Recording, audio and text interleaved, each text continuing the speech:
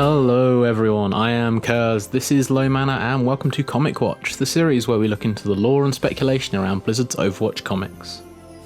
So this week Blizzard hit us with what I regard as the most lore-filled and fantastic comic so far out of the 10 released, Tracer's Christmas comic, Reflections.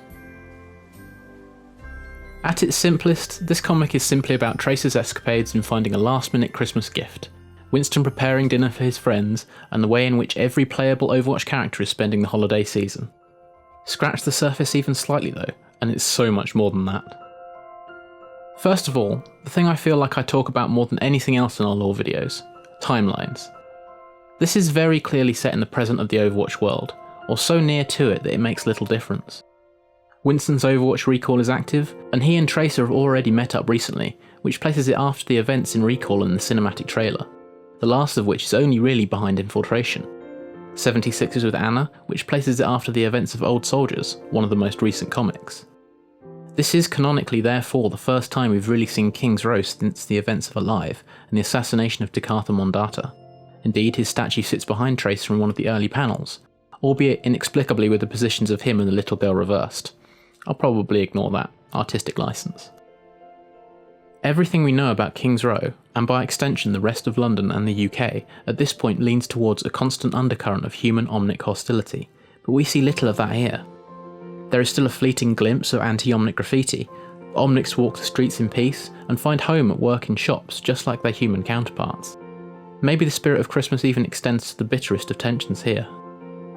More importantly though, with this being set a good while after Recall, there is still no sign of a huge number of agents having answered Winston's summons. Beyond Tracer, who answered instantly, and, from her blog, May, who has at least spoken to and reforged a professional friendship with him since being thawed out, we have no evidence of anyone else returning to the fold. I doubt it will stay this way in the long term, but the big scientist certainly has work to do. For now though, he's preparing for Christmas with his closest friend, and reflects back on what must have been the difficult and lonely years for him since Overwatch's disbandment. His screens continue to monitor the world as they did when we first saw them, though now his primary monitor appears to be dedicated to Diva's Christmas show, or maybe it's an advert. Apologies, I've not been able to get the Korean translated yet, with her in what looks to be an elf outfit. The secondary monitors now seem to host the Atlas news feeds, with May presumably acting as a specialist reporting on the massive winter storm hitting England. As an Englishman, I can tell you we pretty much never get snow around Christmas, much less a massive storm of it. And if she's involved, it's a fair guess that the storm is large and unusual enough to be worth investigating, potentially in link with her ongoing climatological research and the events in Antarctica. The final forward-facing monitor I would guess is more Atlas news, given its reporting on the ongoing crisis in Russia. The Russian text reads, "New attacks of Omnics in Siberia," thanks to Veronica from Overfire Russia for the translation, which while not new information per se, does show Zarya's involvement on the front lines. How this ties in with her mystery job for Katya Volskaya is yet to be seen. The screen monitoring the status of the Overwatch recall sits forlornly next to these as Winston waits to hear from Tracer, hoping that the enigmatic Brit will actually turn up to join him for dinner. In reality, Tracer is busy zipping through the streets of London, using her Chronal Accelerator in an attempt to reach a store before it closes, apparently with a very specific gift in mind. Big Ben chimes out from Elizabeth Tower as she does so, presumably signalling the approach of closing time given her haste, but she still can't bring herself to ignore a crime when she's in the vicinity and able to help, even if she does for a fleeting moment consider leaving it to the Bobbies. For anyone in doubt, Bobbies is slang for policeman, though it's been a while since I've heard it. She uses yet more accelerator power in order to apprehend the thief and return the presents to the family that own them, but I'd like to take a moment to consider her watch here. It has the same basic layout as a regular timepiece, 12 sections and all that, but it seems as though Winston has heavily modified it to be able to interact with and report on her accelerator's status. Whether it has any further interaction than that, I don't know, but she has to control her various powers in some way, though having said that she appears to do so without touching anything in her life. Definitely one for further discussion. Despite the delay, it seems that she does reach the store just in time, and it's pretty cool to see that the store in question is Spennymoor, the clothiers. They've been a part of King's Row since the early days of the game, with their advertisements on the London bus being a permanent fixture for all players passing by the Meridian Theatre, so it's cool to see them in additional media. Unfortunately for Tracer, they seem to be pretty severe about closing times, with a rather pompous looking gent flipping the close sign over just as she reaches the door. It's here we get a first glimpse of what she's looking for, a green patterned scarf adorning the neck of a bust in the window. On first read, it's the obvious assumption to make that she's shopping for Winston here, but later reveals make that seem quite unlikely. Undeterred, she zooms off to Atria, another fashion outlet that we've also seen in-game before, only this time they exist in Numbani by the starting location of Doomfist's Gauntlet. Given their advertisement there states Numbani, Paris, New York, it now seems like they may be even more global than that. Even with her energy running low, she still zips around the store with her accelerator in a desperate search for another scarf. She soon succeeds, grabbing it with such force that the display it was perched on falls down. Too late though, she notices that she got there ahead of another shopper, and once again her benevolent side shines through, handing the scarf over to the guy even as a cute but sulkily childish expression takes over her.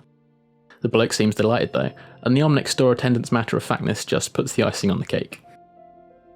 The London Underground is still a fixture of England's capital, no surprise really considering how long it's been around already, and as Tracer sits there pondering her failure and the complete drain she's put on her accelerator, she resigns herself to having to use this feat of public transport to get home. For a woman who has significant control over time, she's certainly late a lot. Karma kicks in though, and as she trudges towards the station, the little girl from the family she helped out earlier walks up to her, present in hand, with the words, "Mum wanted me to give this to you." Seems good deeds really do pay off, especially at Christmas. Finally at home, Tracer now relaxes on her sofa, giving voice to the classic complaint about just how busy the streets are at this time of year. Before I get to that big talking point about just who she's speaking to, I'd like to do a quick pass on her living room and what it tells us. First up and most importantly, is her Chronal Accelerator. We've not seen her without it in official media before now, and we know it's key to keeping her from suffering further bouts of chronal dissociation, so it was always assumed she couldn't really take it off. Winston, however, is a clever old thing, and it seems he's cooked up a docking station for it that provides a kind of bubble of accelerated goodness in which Tracer can relax without needing to have direct contact. It's a reasonably sized bit of kit, so I'm guessing he didn't create many of them, but we see both one here and in his Gibraltar base in the end panel. Probably best to keep them wherever Tracer will visit regularly and want to take the load off her feet. We also see her jacket casually discarded over a nearby armchair, and I wonder if she gets told off for that, along with what looks to be a games console perched under the TV and a whole bunch of wires running everywhere. Seems even this far in the future we're still not totally wireless. Maybe the Omnic crisis set things back a bit. There's also a magazine on the coffee table that I'll come back to later, and a whole host of what look like photos stuck on the wall. It's safe to assume at this point that those photos are most likely to be of Tracer and our next big reveal, Emily. Lord knows what she's making, it certainly isn't normal British tea, we don't put fruit in it, but Emily is our first proper look into the private life of an Overwatch character, where it doesn't cross over with another character I mean. At the past few BlizzCons, the Q&A panel has always had questions over LGBT representation within the Overwatch cast, and Blizzard have always insisted that there was an LGBT character. Indeed, this year they increased that to say there are multiple, and it just needed the story to evolve in an organic way to show it. They said at the time that a big reveal was coming soon, and at the time I figured that meant First Strike. When that got cancelled I figured so did the reveal. Safe to say I'm glad I was wrong. I want to stay as close to lore as possible here, but I will say that I'm very content with the way Blizzard have handled this, and the reaction I've seen on social media has been overwhelmingly positive. Tracer is after all the poster girl of Overwatch, Game of the Year 2016, and this is a fantastic statement, even if it has been baked into her character and everything she's done since her reveal way back in 2014. What better way to show us this softer side of Tracer than through the togetherness that Christmas brings to everyone after all. As she sits down, Emily spots the present given to Tracer by the little girl, and important to note that this time Tracer has no clue what's inside it. It seems like Emily is as impulsive as her girlfriend, and dives straight into unwrapping the gift. Tracer's only able to say, "Oh, that, no, it's," before it's too late. My assumption is that the end of that sentence was going to be, "Oh that, no, it's a gift a family gave me earlier." But by blind luck or perhaps karma for all her good deeds kicking in once more, the contents are the exact same scarf she spent all that time hunting for. And judging by Emily's delight and overwhelming reaction, I'd say it's a safe bet all that scarf hunting was for her and not our big cuddly scientist friend. Speaking of Winston, the poor guy is still waiting in Gibraltar, with only Athena for company. He's cooked a turkey, placed 5, why 5, glasses on the table, donned a festive Athena themed jumper, check it out, it has her logo, and set up a brilliant lights display. As he resigns himself to another holiday by himself, he looks once more at the picture of Dr. Winston that inspired him to initiate the recall, and wonders what all of his friends are doing. What follows is a lore bomb, and thanks to Griffin from Blizzard, this is why I've snuck the word LOREGASM into the title of this video. That's not my usual choice of words. In this comic we see all 23 playable characters, and the bulk of them come in this one beautiful centrepiece. I'll work through each tableau in the order they appear on screen in the animated version, starting with Torbjorn and Reinhardt. Here we have 8 children along with Torbjorn, a woman who presumably is his wife, along with Reinhardt, Brigitte and a cat. One of the first questions that came to mind from this was, whose kids are they? And to be fair to Blizzard, they were extremely rapid with this response on Twitter. They're all Torbjorns. They all seem pretty young, which suggests most if not all of them were born in a post-Overwatch world. Torb has clearly not only been roaming the world destroying rogue omnics and pilfer technology in his time since, though even here we can see that this is still on his mind, with what looks to be a newspaper at his feet, a silhouette of Bastion prominent on the front cover. Could we soon see some interaction between the two? How would that play out, do you think? Entertaining the children while Torb spends some time with his other half is Reinhardt, reading to them from a book which looks ludicrously tiny in his huge hands. Looking fondly on stands Brigitte. Maybe this helps us answer why those three in particular are so close together in Sombra's conspiracy web. Some have already speculated that Brigitte is Torb's eldest, but I'm of the opinion that Torb would have been given a few voice lines related to his best friend dragging his daughter around with him if she was. Mercy has a voice line after all. Rather, it seems more likely that Reinhardt is looked upon as an uncle by Torb's kids, and Brigitte is as good as family to Reinhardt, so this is in effect one big family spending Christmas together, even if they're not all related by blood. A couple of minor points before I move on. Torb appears to have both hands here. Clearly his usual claw wouldn't be fit for everyday use, but do we really think he has his hand inside it? It seems more likely that this is a hand-shaped prosthetic under the glove, in the same manner as Mcrae and Junkrat have. Beyond that, above the fireplace, we see the photo from the Anna origin story that caused so many timeline headaches back when it came out. I had a theory long ago that it was a memory, not a photo, but with that debunked, it's cool to see other founding members also hold it as dear to them as Anna does. Finally, 8 kids, only 6 stockings. You need to get a bigger fireplace, Mr. Lindholm. Next up we have Zenyatta and Genji in what seems to be the mountains of Nepal. This is immediately a tad odd given both left Nepal some time ago to wander the world, but perhaps to both of them is Shambhalia the closest thing they have to a true home. Zen is meditating, seemingly with snowballs rather than his usual orbs, as his one-time student pens a letter with a quill. Rather than discuss that bit here, it's more pertinent for a later panel. Below them we have Pharah, seated at what seems to be a restaurant, listening avidly to the man opposite her. At least, that's the feeling I get from her expression. There's a warm fascination to it. This makes the discussion as to who the guy is a little difficult. With the greying temples, the obvious jump of logic is that this is her father. We know Pharah knows who her father is, as do many of the other characters. It's no secret in the world of Overwatch, only to us. We recently collaborated with the guys at Overwatch Central to discuss whether her father could be Reinhardt, and while we concluded that that was very unlikely for multiple reasons, it's still interesting to see her here with this guy. Compounding the father theory is the rather obviously intentionally placed TV above her head, showing a Canadian ice hockey game, the maple leaf flag prominent in the corner closest to the guy she's with. Some are connecting this with her Thunderbird and Rain Dancer skins. It would certainly add a lot more logic if that were true, but we've been there before with Reinhardt and their shared metallic skin names. The other option that had been mooted was that it could be her partner, but yesterday Michael Chu put paid to this in this tweet. It could always be a friend or Helix colleague, but those seem unlikely. We're then down to the Junkers, and, well, some things never change. Their never-ending crime spree is doing a good job at living up to its name as they speed out of Sydney's Luna Park on the northern shore of the harbour. With them being back in this part of Australia, is this a sign that the events of Going Legit are very recent? We know they went on a global crime wave, but they seem to be back home now with how current this comic is. Question is, why have they returned, when they were chased out by mercs after Junkrat's secret? I'll skip over Junkrat's returned right hand and Hog's lack of belly tattoo. I'll assume they're merely minor errors in the edit. Compared to the Junkers, who are always completely at home with who they are, Hanzo in the next panel looks like a guy still at war with himself. This is after Dragons, so he knows Genji is alive, and he was left with his brother's parting words. It's time to pick a side, echoing through his mind. This looks like a very different man to the one in that shot.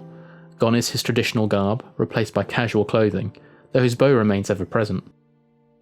His hair shaved at the temples, with what looks like piercings added. Is this a man on a road of self-discovery, or a man suffering inner turmoil? I don't think we'll know the answer to that until he makes another appearance, but I'm eager to find out. One man who does seem to be at peace with himself is Jesse Mcrae, a bottle and glass of some spirit sat next to his unconscious form slumped over a bar somewhere. Due to Mcrae's presence as well as his fellow patron, I'm guessing this is somewhere in either one of the southern US states or maybe Mexico itself. That's because at the other end of the bar sits Sombra, looking either confused or suspicious of whatever is in her glass. Maybe that's because of what's happened to Mcrae, but she's a naturally suspicious person. Seeing the two of them together here is a little jarring, but worth noting two things. They're not really together, just at the same bar. There's a full bar's distance between them after all. Beyond that is Mcrae's absence from Sombra's web. Surely she knows who he is, but just saw no place for him on the grid. Why though? He's certainly a major player, the only member of the group shots of Overwatch to be missing. Thoughts here would be appreciated because I could speculate for days and this vid is already plenty long enough as it is. Unfortunately on the brevity front, the last 4 panels are glorious. Widowmaker standing over the grave of her husband Gerard is not only poignant but also confusing in many ways. The lone rose by his tombstone is almost certainly from her, but so many things before now have led us to believe she had been numb to most human emotion. In Alive we hear how it's only the thrill of the kill that moves her, and the belief has always been that Talon only left behind parts of her psyche that enhanced her killing potential. Between this shot and her in-game lines involving Gerard, it seems that's not the case. Visiting a grave at Christmas is something you only do for someone you cared deeply about, and Widow therefore still carries the memory of how deeply Amelie cared for Gerard. Maybe these historical motions were never burned away, only her ability to form new ones numbed. Or maybe there's a lot more to Widow's story that we'll be uncovering in the next few years. We then come to Mercy, sheltering in what looks to be a medical tent, with a nurse busying away in the background. This is one of the few panels without obviously cold weather, and that fits into the info we have on her location from Recall, somewhere in the Middle East. With Oasis on the horizon, the assumption was that she was based there, but this seems much more frontline than that. Either way, she's ditched her Valkyrie suit in favour of classic Doctor's whites, suggesting she's intended to do her good work here for some time. What she's holding though is the truly interesting part, a letter and a feather. The implication, indeed I'd say it's a certainty at this point, is that these are from Genji, and she's definitely reading the letter with an expression of fondness. We know he uses the feather as his symbol, his calling card if you will, harking back to his youth and to Sparrow. Hanzo uses it as a way to honour his memory, and Genji leaves him with one as he departs in Dragons. The implication is that the two are close, potentially far closer than anyone has really suspected before now. With the only other instance of Genji gifting someone a symbol of himself coming while trying to redeem his brother, could it be that he looks upon Dr. Ziegler with the same level of passion? Love to know your thoughts on this, I suspect there are quite a lot. The last 2 panels are the most depressing, and feature the core of the original Overwatch team. While their cohorts are celebrating the holidays, we first find Reaper looking on from the shadows at a family, the rain pouring down around them as they shelter under an umbrella. There are no defining qualities here to enable me to work out who they are, but the fact that Reaper is watching them potentially speaks volumes. Evil as he seems to be, he's not one for idly watching passers-by as far as I can tell, so at least one of these 3 must mean something to him. With the dodgy expression on the cap-wearing guy's face, it seems like the artist is implying the link is to either the woman or the child, possibly both. As we've seen, Overwatch members have personal lives, and this must have been true even for Gabriel Reyes back in the day. Is there a part of him beyond the vengeance-fueled monster Reaper has become? What would he do if there was? His 2 oldest friends fare little better. Obviously following on from the events of Old Soldiers, Anna and 76 are now travelling together, we believe in order to try to uncover the truth behind the fall of Overwatch. Neither seem at peace here though. Anna leans heavily on her elbow, her face a picture of sadness as, we assume, she thinks of her daughter Pharah and what she could be doing at this time of year. 76 is a bigger enigma though. He shares a similar expression, but while Anna contemplates with eyes shut, he is staring at a photograph. It looks likely that the guy on the left is him, but I'm struggling to make out the other character. Gender isn't obvious, nor is clothing. In fact, there's nothing to give away their identity, but whoever it is causing Morrison a good deal of sorrow. I've already speculated that Reyes had a life outside of Overwatch. Is this a sign that Morrison did as well, even with the strains of command on his shoulders? The only 2 characters not captured in this setting are Symmetra and Lucio, but the comic caters for them in different ways. Lucio's career seems to be continuing apace, the tour we already know of from the many posters in Numbani now extending to a New Year's concert in England, as advertised above the tube station. Symmetra, it seems, is still pushing the boundaries of hardlight architecture with Vishkar somewhere in the world, even with the events of her comic fresh in her mind, taking pride of place, as she does, on the front cover of Architect magazine on Tracer's coffee table. Out of interest, why do Tracer and Emily have a copy of that mag? It hardly seems like light reading to me.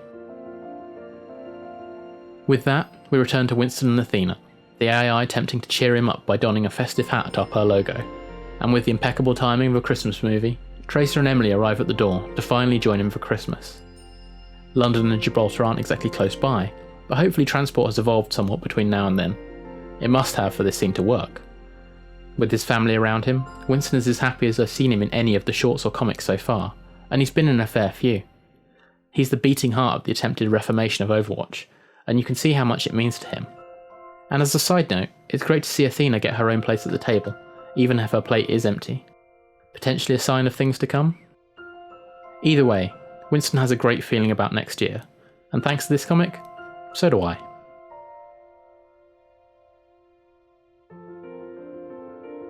If you've stuck with me this far, many thanks for watching this episode of Comicwatch.